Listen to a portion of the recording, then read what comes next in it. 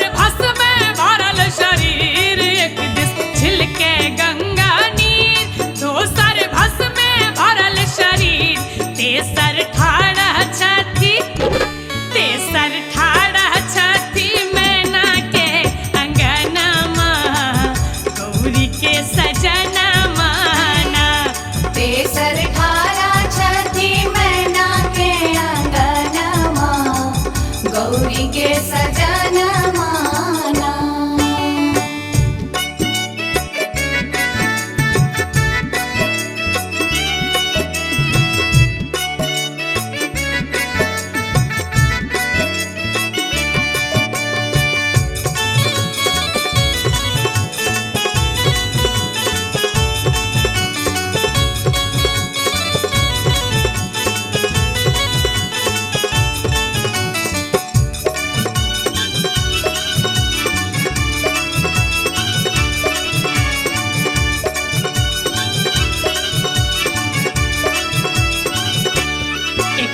डमरू के डिमकाई माथे जटा विशाल बढ़ाई। एक हाथ डमरू के डिमकाई माथे जटा विशाल बढ़ाई। हिनकर भांगा लेला रकटल पर नामा गौरी के सजन माना।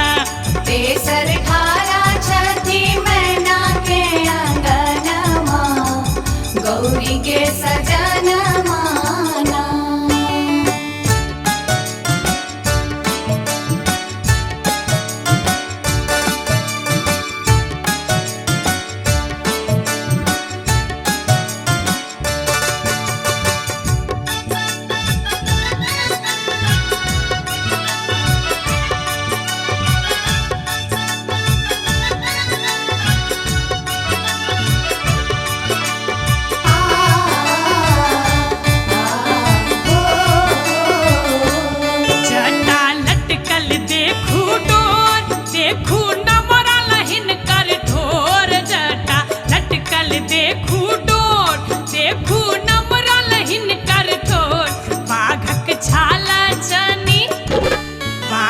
छाला चनी ओढ़ना पहिराना माँ गौरी के सजन माना। तेसर खारा छठी मैना के अंगनमा गौरी के सजन माना।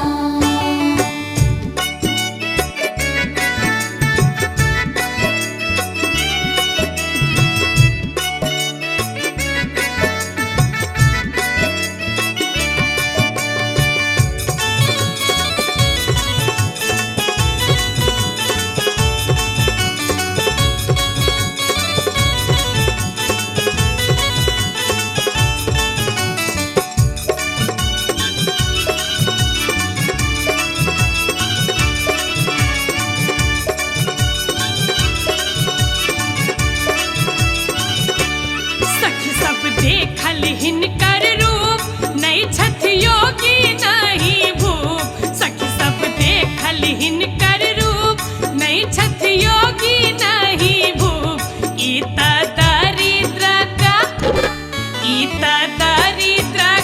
करठ दुख हरना माँ गौरी के सजन माना। तेसर खारा छठी मैना के अंगनमा गौरी के सजन माना। एक दिस छिलके गंगा नीर दोसर भस्म भरल शरीर। एक दिस छिलके